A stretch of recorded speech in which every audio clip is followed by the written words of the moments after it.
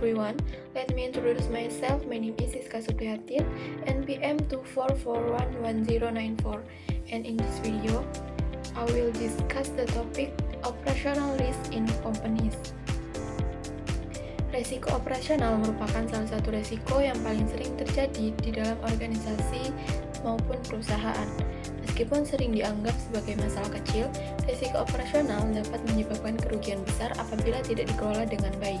Operational risk is the risk resulting from failed internal process, human error, and system failures or external event.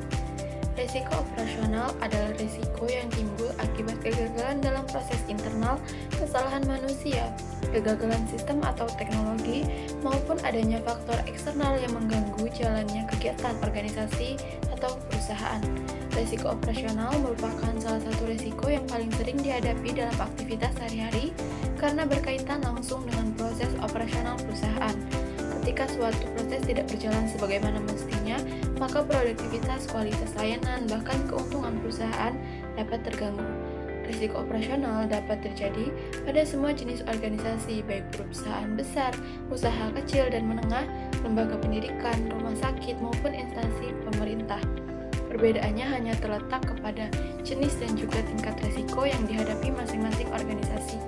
Berbagai sumber risiko operasional yang sering terjadi dalam organisasi maupun perusahaan. Secara umum, risiko operasional dapat berasal dari manusia, sistem, proses, maupun faktor eksternal. Yang pertama, human error atau kesalahan manusia. Ini merupakan salah satu penyebab risiko operasional yang paling umum terjadi. Kesalahan manusia dapat muncul karena kurangnya ketelitian, kurangnya pengalaman, kelelahan, atau kurang memahami prosedur kerja. Contohnya adalah salah memasukkan data, salah menghitung transaksi, salah mengirim produk kepada pelanggan, atau melakukan kesalahan dalam pengoperasian alat dan mesin. Meskipun terlihat sederhana, kesalahan kecil ini dapat menimbulkan kerugian yang besar jika tidak segera diketahui dan diperbaiki. Sumber yang kedua ada sistem failure atau kegagalan sistem. Saat ini, hampir semua perusahaan bergantung kepada teknologi untuk menjalankan aktivitas bisnisnya. Oleh karena itu, ketika sistem mengalami gangguan, operasional perusahaan juga dapat terganggu. Contohnya adalah server yang mengalami down, gangguan jaringan internet, kerusakan software, atau hilangnya data penting perusahaan. Kondisi ini dapat menyebabkan keterlambatan pekerjaan, menurunnya kualitas layanan, bahkan kerugian finansial. Karena itu, perusahaan perlu memiliki sistem keamanan yang baik, serta melakukan backup data secara berkala. Kemudian, sumber yang ketiga ada process failure atau kegagalan proses. Risiko ini terjadi ketika prosedur kerja yang telah ditetapkan tidak berjalan dengan baik. Misalnya SOP yang tidak jelas, pembagian tugas yang kurang tepat, komunikasi antar divisi yang buruk, atau kurangnya pengawasan dari manajemen. Akibatnya, pekerjaan menjadi tidak efisien, terjadi duplikasi tugas, keterlambatan penyelesaian pekerjaan, dan meningkatnya kemungkinan terjadinya kesalahan operasional. Kemudian, sumber yang terakhir ada external factor atau faktor eksternal. Faktor ini berasal dari luar perusahaan dan umumnya berada di luar kendali organisasi. Contohnya adalah ketika bencana alam seperti banjir dan gempa bumi, kebakaran, gangguan keamanan, hingga kondisi lingkungan yang tidak mendukung kegiatan operasional. Walaupun perusahaan tidak dapat sepenuhnya mencegah faktor eksternal tersebut, dampaknya dapat diminimalkan melalui perencanaan yang baik, seperti penyusunan prosedur darurat, sistem keamanan, serta rencana pemulihan bisnis atau bisnis continue plan. Dampak yang dapat ditimbulkan oleh risiko operasional terhadap perusahaan atau organisasi. Jika tidak dikelola dengan baik, risiko operasional dapat mengganggu kinerja perusahaan dan menimbulkan berbagai kerugian. Yang pertama ada penurunan produktivitas. Ketika terjadi kesalahan dalam proses kerja, gangguan sistem atau masalah lainnya, aktivitas operasional menjadi tidak berjalan secara optimal. Pekerjaan yang seharusnya dapat diselesaikan dengan cepat menjadi tertunda sehingga target dan tujuan perusahaan sulit untuk dicapai. Akibatnya, efisiensi kerja menurun dan produktivitas perusahaan menjadi berkurang. Kemudian yang kedua, kerugian finansial. Risiko operasional seringkali menyebabkan perusahaan harus mengeluarkan biaya tambahan untuk memperbaiki kesalahan yang terjadi. Misalnya biaya perbaikan sistem yang rusak, pergantian produk yang salah kirim, biaya kompensasi kepada pelanggan, atau biaya pemulihan akibat gangguan operasional.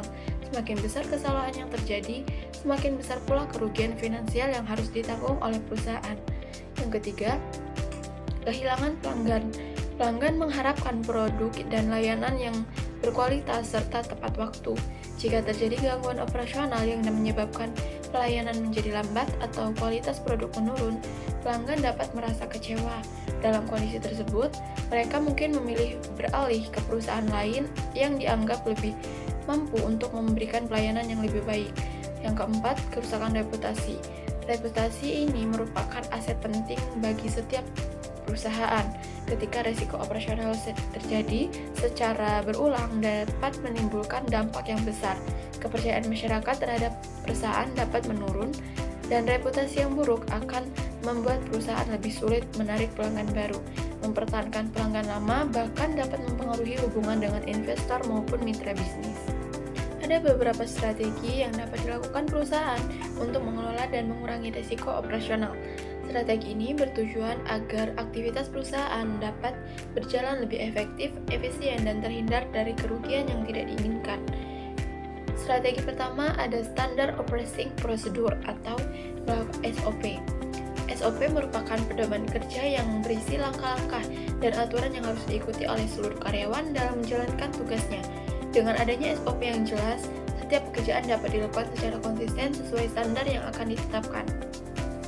Selain itu, SOP juga membantu mengurangi kesalahan kerja, meningkatkan efisiensi, dan memastikan kualitas hasil kerja tetap terjaga. Strategi yang kedua ada Training and Development atau pelatihan dan pengembangan karyawan. Nah, karyawan merupakan aset yang sangat penting dalam perusahaan sehingga perlu terus meningkatkan pengetahuan dan keterampilannya. Melalui pelatihan yang rutin, karyawan dapat memahami prosedur kerja dengan lebih baik, mampu menggunakan teknologi yang tersedia, serta dapat mengatasi berbagai masalah yang muncul dalam pekerjaan. Semakin tinggi kompetensi karyawan, maka semakin kecil kemungkinan terjadinya kesalahan yang dapat menimbulkan risiko operasional. Strategi yang ketiga adalah internal control atau pengendalian internal. Pengawasan dan audit internal memiliki peran penting dalam memastikan seluruh kegiatan perusahaan berjalan sesuai prosedur. Melalui pengendalian internal, perusahaan dapat mendeteksi kesalahan, penyimpangan, atau potensi masalah sejak dini. Dengan demikian, tindakan perbaikan dapat segera dilakukan sebelum masalah tersebut berkembang menjadi risiko yang lebih besar. Kemudian, strategi yang keempat ada teknologi backup atau perlindungan dan pencadangan teknologi. Di era digital saat ini, data menjadi salah satu aset yang sangat berharga bagi perusahaan. Oleh karena itu, perusahaan perlu memiliki sistem backup data, penyimpanan berbasis cloud, sistem keamanan cyber yang memadai, serta recovery plan atau rencana pemulihan jika terjadi gangguan sistem. Langkah-langkah ini penting untuk menjaga keamanan data dan memastikan operasional perusahaan tetap dapat berjalan meskipun terjadi gangguan teknologi. Kemudian, strategi yang terakhir ada risk assessment atau penilaian risiko. Perusahaan perlu melakukan identifikasi dan penilaian risiko secara berkala untuk mengetahui risiko-risiko yang mungkin terjadi. Melalui proses ini, perusahaan dapat menilai tingkat kemungkinan dan dampak dari setiap risiko. Dengan begitu, perusahaan dapat menentukan prioritas penanganan dan mengalokasikan sumber daya secara efektif untuk mengendalikan risiko yang paling besar. Dalam praktiknya, banyak perusahaan lebih fokus pada upaya untuk meningkatkan penjualan, memperluas pasar, dan memperoleh keuntungan yang lebih besar. Namun, terkadang perhatian terhadap pengelolaan risiko operasional menjadi kurang maksimal. Padahal satu kesalahan operasional saja dapat menimbulkan dampak yang sangat besar bagi perusahaan. Oleh karena itu, muncul prinsip bahwa prevention is often cheaper than correction, yang berarti biaya untuk mencegah suatu masalah biasanya jauh lebih kecil dibandingkan dengan biaya yang harus dikeluarkan untuk memperbaiki masalah tersebut. Dengan kata lain, melakukan pencegahan sejak awal merupakan investasi yang lebih menguntungkan bagi perusahaan. Untuk mengurangi risiko tersebut, perusahaan perlu membangun budaya sadar resiko atau risk awareness culture di seluruh organisasi. Budaya ini berarti setiap karyawan, mulai dari level staff hingga manajemen, memiliki kesadaran untuk mengenali, melaporkan, dan mengelola resiko yang muncul dalam pekerjaan.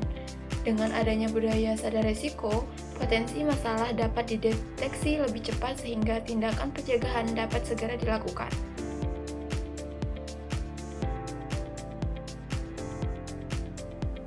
That's all our my presentation. See you in the next video. Bye bye.